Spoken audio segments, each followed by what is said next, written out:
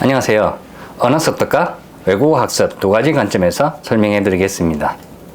외국어 학습과 언어 습득은 다른 점이 있습니다. 외국어 학습으로 언어 습득이 이루어지기도 하지만 모든 외국어 학습이 언어 습득으로 전환되는 것은 아닙니다. 학습에는 여러 유형이 있습니다. 학교에서 영어 수업을 오랜 기간 배워도 영어를 잘 배우지 못하죠. 이렇게 학습이 언어 습득으로 이루어지는 것은 아닙니다. 이는 학습의 효율과도 관련이 있습니다. 학교나 학원, 인강 수업처럼 선생님이 무언가를 설명하고 학생이 경청하며 노트에 필기하는 것은 수동 학습에 해당합니다. 수영장이 없는 곳에서 수영 강사가 어떻게 수영을 하는지 설명하고 학생이 그것을 경청하고 이런 방법에서는 수영을 잘 배우지 못합니다. 스스로 수영장에 들어가 연습하지 않으면 수영을 어떻게 해야 하는지 스스로 깊게 인식하지 못하게 되죠. 이렇게 수동학습은 배움의 깊이가 매우 낮습니다. 더욱이 자신이 잘 배우고 있는지조차 잘 인식하지 못할 때가 많죠. 반면에 학습자가 스스로 능동적으로 정보를 처리해서 깊게 각인시키는 능동학습 방법이 있습니다. 다른 사람들과 토론하거나 스스로 말하기 연습하고 타인을 가르치는 방법이죠. 이 방법으로 학습자는 자신이 무엇을 모르고 있는지 인지할 수 있습니다. 언어학습은 항상 능동학습 방법으로 최고의 결과를 얻을 수 있습니다. 쉽게 말하면 연습이죠. 매일 연습하는 사람들은 수동적으로 배우는 사람들에 비해 서너 배 이상 빨리 배울 수 있습니다. 따라서 외국어를 배울 때 스스로 능동적으로 학습하는지 아니면 수동적으로 배우고 있는지 따져보시면 됩니다.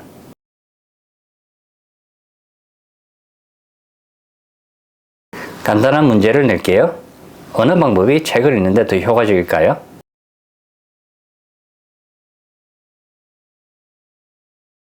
영상 아래에 댓글로 참여해 주세요.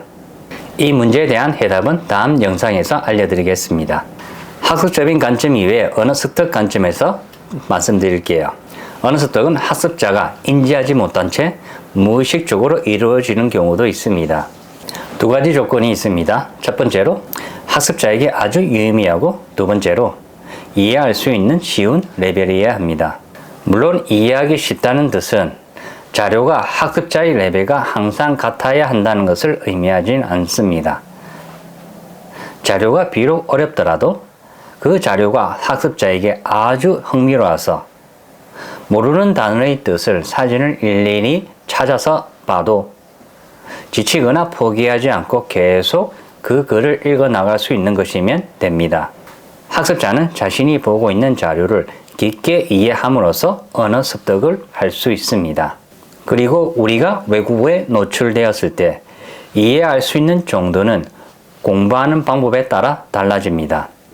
예를 들어 귀를 뚫기 위해 자신의 레벨보다 어려운 오디오 자료를 듣는다고 가정해보죠. 이런 경우에는 우리가 아주 오랜 시간 계속 듣게 됨으로써 아주 서서히 그 자료를 조금씩 이해해 나갈 수 있습니다. 이렇게 언어 습득이 아주 느리게 이루어질 수도 있죠.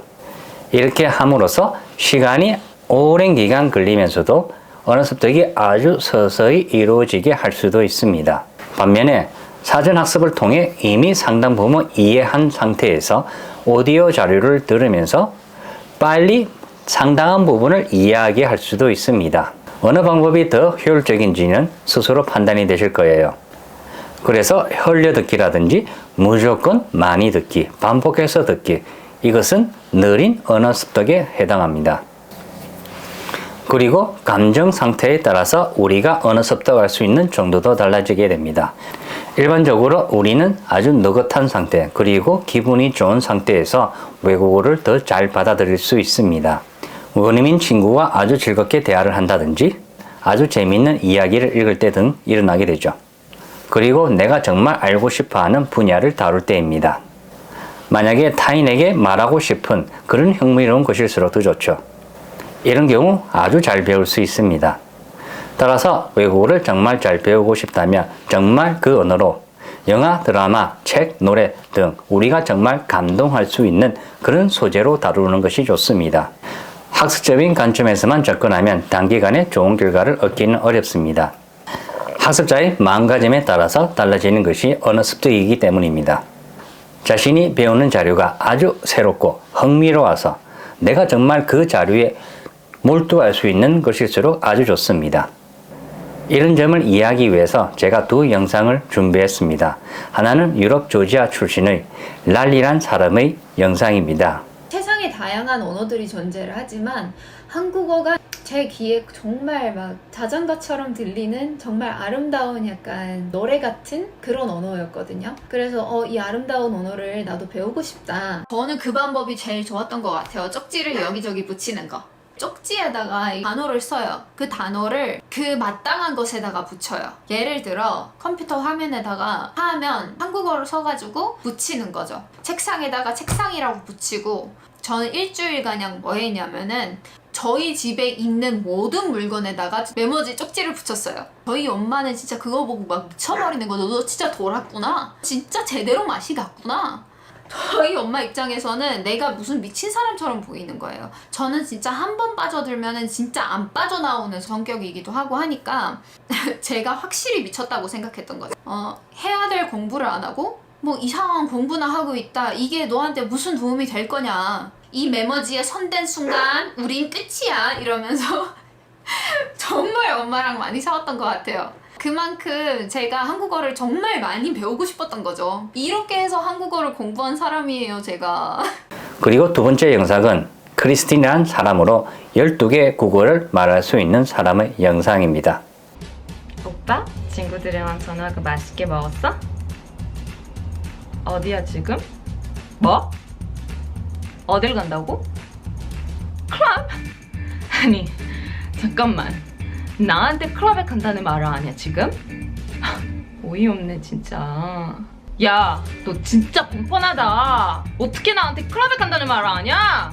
정신 나간 거 아니야? 죽여버릴 거야! So when I'm reading a text, I'm trying to absorb as much vocab as possible. Right. Like I'm trying to read a lot of text, and I'm I need to know more. Bring it out, bring it Yeah, out. I'm like exactly. I'm like bring it on. I want to be like immersed and know as many words Right. as possible. Bring it out, bring it Yeah, out. I'm like exactly. I'm like bring it on. 두 사람의 영상에서 보면 알겠지만 두 사람의 열정과 집중력은 남다릅니다. 머리가 똑똑한 것이 아니라 이 두 사람이 외국어를 접할 때 어떤 감정으로 몰입하는지 한번 느껴보세요. 여러분들도 이 두 사람의 열정과 감정을 느끼게 되면 여러분도 슈퍼 언어 학습자가 될 수 있습니다. 마지막으로 인풋만으로 언어를 잘 배울 수는 없습니다. 인풋, 아웃풋 모두 어느 한쪽에서는 결여되는 부분이 있습니다. 인풋이 아웃풋을 보완하고 아웃풋도 인풋을 보완할 수 있죠. 따라서 언어는 늘 사용되어져야 합니다. 직접 타인과 대화하면서 사용해야 하죠. 대화하는 상대방이 꼭 원어민이어야 할 필요는 없습니다. 원어민이 최고의 조건이기는 합니다. 그러나 금전적 부담으로 원어민과 대화할 수 없다면 스터디 그룹처럼 서로 그 언어로 대화하는 연습을 하셔도 좋습니다. 전체 학습 시간 중에서 대화의 비중은 어느 정도로 있는 것이 좋을까요? 일반적으로 레벨이 낮을수록 대화의 비중이 높을수록 좋습니다. 그러나 학습자의 레벨이 높을수록 일반적인 대화로는 새로운 언어 습득을 많이 가지기 어렵습니다.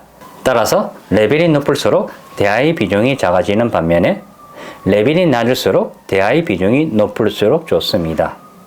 레벨이 낮은 학습자가 대화 비중을 높여야 하는 이유를 말씀드릴게요. 일반적으로 일상적으로 사용하는 빈도수가 높은 1, 2천 개의 단어는 우리가 일상적으로 나누는 대화 속에 있습니다. 그래서 레벨이 낮은 학습자가 대화 연습을 많이 하면 할수록 그 기본적인 단어를 아주 깊게 배워나갈 수 있습니다. 그것도 아주 빨리 말이죠. 레벨이 낮으니까 나는 아무것도 모르니까 어떻게 연습을 할 수 있지? 이렇게 묻는 분들도 계실 겁니다. 교재에서 외국어를 보지 않고 한국어 번역을 보고 이것을 그 외국어로 어떻게 말해볼까 하는 것이 아웃풋 연습에 해당합니다. 그러니까 처음부터 교재를 보고 간단한 기본적인 인사말부터 시작해서 한국어를 보고 스스로 번역을 해가지고 그 외국어를 연습해 보는 것이죠. 교재에서 외국어 보고 그리고 한국어 번역을 보고 이렇게 공부하는 방법과 한국어 먼저 보고 스스로 외국어를 어떻게 말해볼까 시도해 보는 것은 엄청난 차이가 있습니다. 이렇게 직접 연습하면 각 단어가 어떻게 쓰이는지까지 깊게 배울 수 있죠. 그리고 간단한 문법도 배우게 됩니다. 이렇게 함으로써 배우는 결과가 3배 이상 달라지게 되죠. 여기까지 외국어를 빨리 배울 수 있는 요점을 말씀해 드렸습니다. 궁금한 점이 있다면 영상 아래에 댓글 주시고요. 새해 복 많이 받으세요. 감사합니다.